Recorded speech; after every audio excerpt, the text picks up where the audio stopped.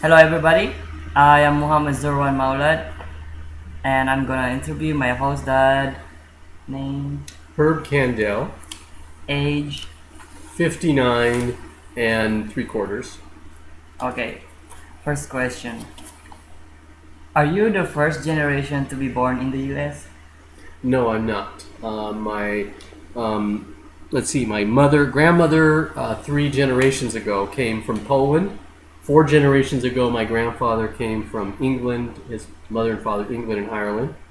And on my father's side, it was 3 generations ago, both my grandmothers and grandfather came from Russia. Interesting.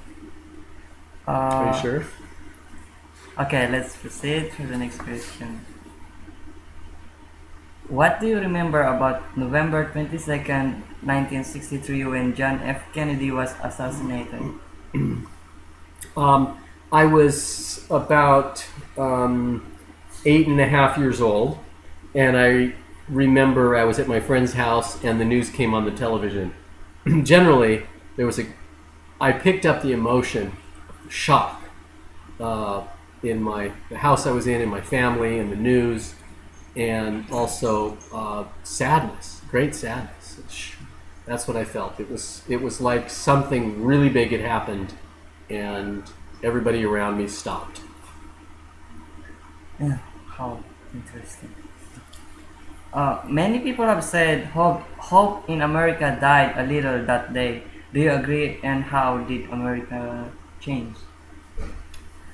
I'm not as interested in the sort of culture that died with Kennedy when he left, the popular culture of his person, sort of his personality.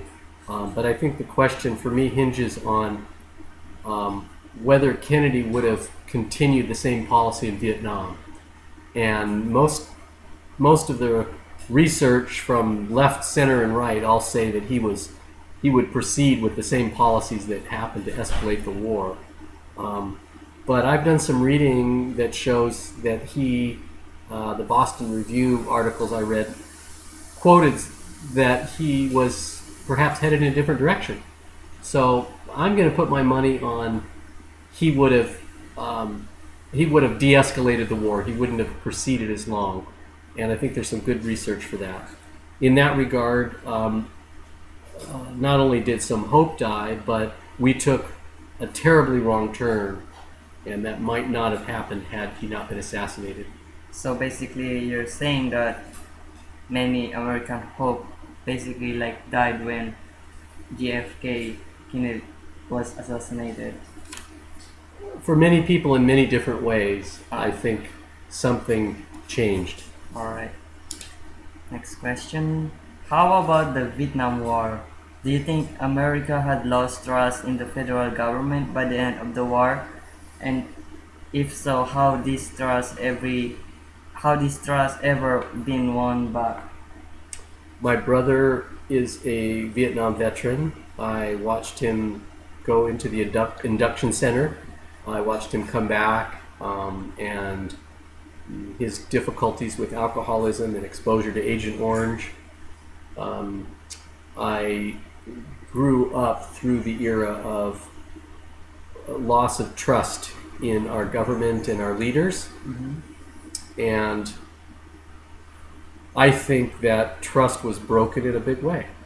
I'll also say that these types of actions have been taken by leaders and governments in the past, but they had not um, always been known about. So, in something else happened with Vietnam, which is a very organized uh, culture of protest and an ability to ask questions and oppose our government in new ways. In that way, both we lost something and we also gained something. Nice. Okay. Next question. How do you think the world's perception of the United States changed on July 20th, 1969, when we put the first man on the moon? I think that we gained respect in the world for our technological and our military prowess, because there was a connection between the achievement and military, the Cold War. I think there was a great addition in the faith in technology that has maybe sometimes led us to be overconfident about our technological prowess. And I think in some ways, some aspects of the environmental movement were born seeing the Earth as, this gentle, fragile planet. I see. Okay, how do you think the world looked at the U.S. following Nixon's resignation on August 8, 1974, in response to the Watergate scandal? I listened to Richard Nixon on the radio when he resigned, and I had already completely lost any trust or faith in him or his administration. I think the world looked at us and scoffed at a leader that would be so unethical and make such poor choices. Our perception in the world was diminished. Okay. Okay, so do you remember when Iranian revolutionaries captured and held 52 American hostages for 444 days from November 4, 1979 to January 28, 1981? Yes, I was a student in West Africa, and I was following the news at that time, during part of the time we were there. Did this event change how Americans saw themselves as a participants in world affairs? Yes, I think that there was a change in terms of seeing us as, undefeatable, and with the failed attempt to get the hostages, it was sort of a blow to the ego of the military right and an excuse for, the right to discredit Jimmy Carter, who was then and who continues to be one of my biggest heroes, for reasons of actually being humble and showing both strength and fallibility in his manner and leadership, which is a direction the United States should take, and hasn't yet taken. Okay. Interesting. Okay. Do you remember when the Challenger space shuttle was destroyed on January 28, 1986? I remember. Did this setback erode Americans' hope in themselves, or were Americans ready to face the possibility of failure and searching for new dreams? My opinion was that we were wasting a tremendous amount of our limited resources on, space exploration, and when there were so many social needs here. I thought it was a great tragedy, and we all felt personally connected to some of the astronauts. And I do think that Americans began to question how many resources we were putting into space exploration, and it changed policy. So it clearly was a turning point. Right.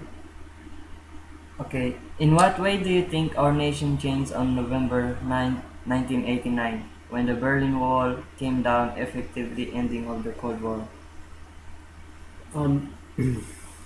The face of Europe has changed forever, and the difficult lives of so many people in Eastern Berlin had many new hopes and opportunities,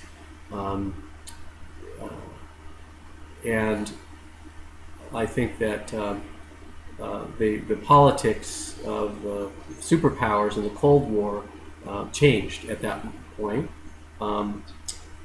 the opportunity to disengage from superpower thinking was provided to the United States, but we still kept with building our military budget, and I think we missed an opportunity there. And there are many reasons the Cold War. There are many reasons the Berlin Wall fell, and Ronald Reagan wasn't the only reason, or maybe not even the primary reason. I see. Okay, so the next question would be, what do you remember about September 11, 2001, when the country experienced the terrorist attacks on the Pentagon and World Trade Center? What do you remember? I remember getting up in the morning and my wife Donna saying we needed to look at this. Something was underway. The first tower had already been hit by the plane. And I remember discussing with my office staff person the events that had happened, and she thought it was the beginning of Armageddon. And that's what I remember for the event itself. Okay, so how was America changed by this? So 9/11 entered a period of time which allowed our military right to seize and capitalize on fears and empower our military to begin what I consider excessive and foolish, revenge through bombing in Afghanistan, which killed many innocent people, and set into motion, the Patriot Act, which has been very hard on the civil rights of many individuals, and paved the way for the invasion of Iraq, which has led to unimaginable bloodshed and hardships.